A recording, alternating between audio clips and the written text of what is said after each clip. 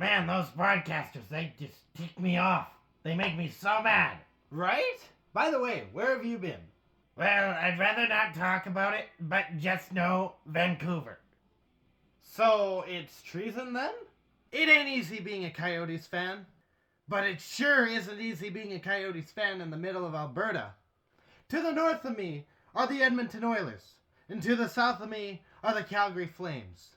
And here I am, smack dab in the middle. So join me as I talk about the 23-24 Arizona Coyotes on Season 1 of the Albertan Coyotes Fan.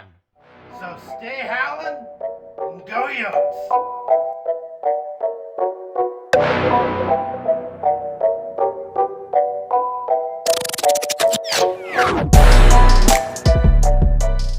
Man, this team is fun. Yotes win 3-1 against the Tampa Bay Lightning. The Coyotes do something that they haven't done, I don't think. I could be wrong, but they haven't done often enough. They get the first goal and they get the early goal. They don't give up the early goal like we've been used to seeing. They get the first goal. Michael Garcone, gets a feed, turns to face the goaltender, but before he can square up, he just lets it rip. And it finds a small sliver of space between the goaltender, which in this case is Johansson, and the post, which means it goes into the net. That is 1-0 Arizona.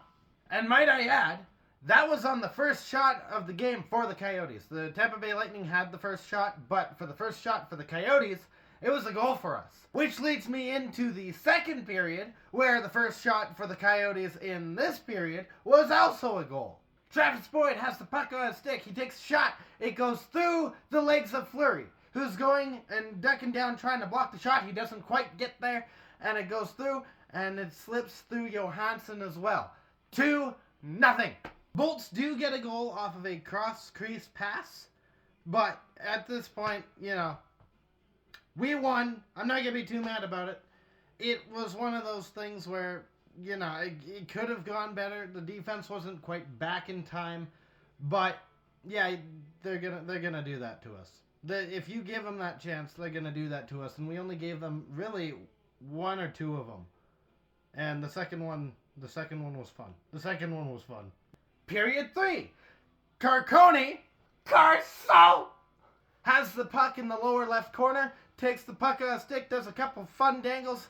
Which, by the way, he got the puck off of a wall feed from Zucker, which looked absolutely nuts. It was incredible. Carcone waltzes in, puts the puck through the 5-hole of Johansson. That's 3-1, and that's how the game will end. The game will end essentially with us running out the clock. We did end up with a bit of a power play near the end. That power play ended with like 1:50 left to go, roughly. And it seemed to be used as a means to let the clock run down. Like, we had our shots, we had our chances, but for the most part, we kind of just let the clock run dry. Which, in this case, good. That was good. Overall, just an incredible game.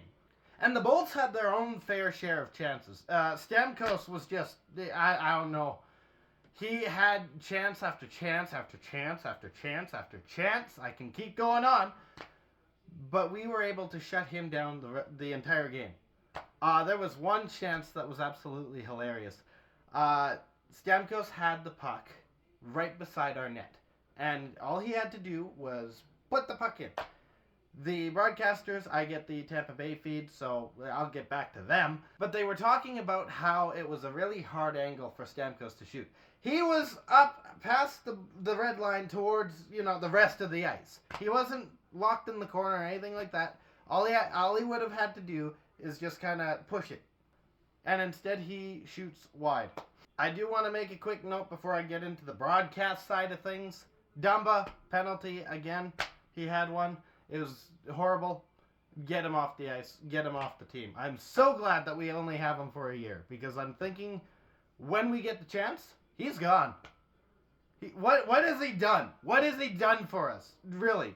So now comes the fun part, where I get to introduce to you guys my beef with broadcasts. Okay, I want to just let you guys know a little something about myself. I want to be a broadcaster. I want to eventually be the person that's telling you how the game is going and what's happening in the game and all the storylines.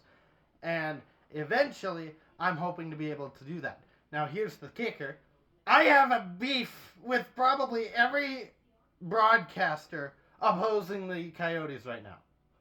Every single one of them has found some way to irk me. I mean, there's been a couple times where I'd say, the broadcast actually did pretty good, but tonight, tonight was not one of those days.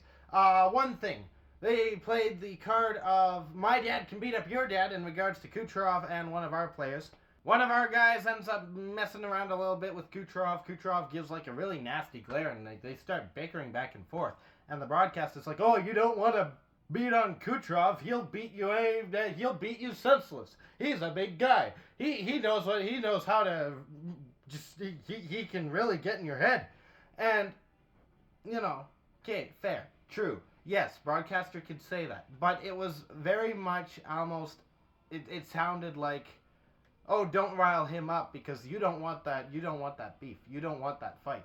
The broadcast was talking about how well I think I've called them the Leafs already a couple times. We're just gonna run with it. I'm pretty sure that the broadcast announced that the Bolts are a really good team that will put you in danger, and they'll do so many things right. And the Coyotes, they don't have the skill. They don't have the talent.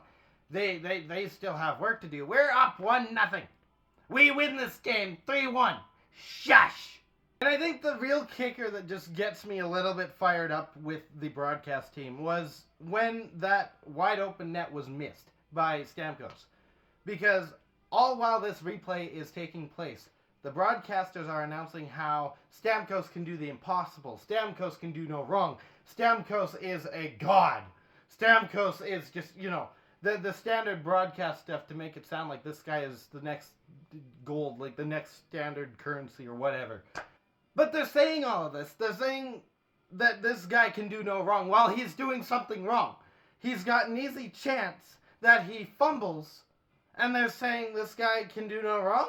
I understand as a broadcaster, especially a broadcaster for a specific team, you have to, kind of be biased against the other team and for your team. But there comes a point where the line is crossed where it goes from bias to you're just lying. You're lying to everyone. And the final thing I have, everyone gets after us for, like, the fans for being the couch coaches. Well, these guys up in the broadcast booth are just listing through all the things, and it's like it's fact. Like, I can understand a broadcaster going, "Well, in my opinion." But they state this next bit as fact of what the Bolts need to do so that they can win the game. And what they need to fix, what they need to change, what they need to look out for. Which, okay, if it's led with, in my opinion, I think that the Bolts need to blank. Okay, fair. Otherwise, if you want to put it as a fact, and that's going to surefire get your team a win, go and coach the team. Step away from the microphone, go down into the locker room during the intermission. Just screw your job and go coach them. If you think you have the answers to make this team win, go down and prove it. Go down, say all the things you said on air, have them do it. If they still lose, you're a fraud. I have a lot of beef with This is amazing. This is great. I can't wait to go into, like, Sportsnet or something like that, or like some broadcast booth and go in and look at some guy who I didn't like the broadcast style. I'm just gonna look at him like, "You suck! I don't even know who you are." "It doesn't matter, you still suck!" "That's nice, dear. Go get me coffee." And the next game, I believe it's on Thursday, that's against Colorado. We have beaten Vegas now. We beat Tampa Bay tonight. Colorado's another big one. So with that, I'll leave it there. I will be back here, I think, on Thursday. I'm pretty sure it's on Thursday. I've got a live stream tomorrow on Twitch where I'm just playing a video game that a college friend recommended to me. So in the meantime, stay howling and go Yotes. If you liked what you saw, please give it a like, I mean, that's what the like button's there for. If you also want to see more of what you liked and what you saw and all that jazz, hit the red button as well. So, you mind telling us why you went to Vancouver? No, not particularly. Cheering for the Canucks again? What? No. No. What makes you say that? I've seen your closet.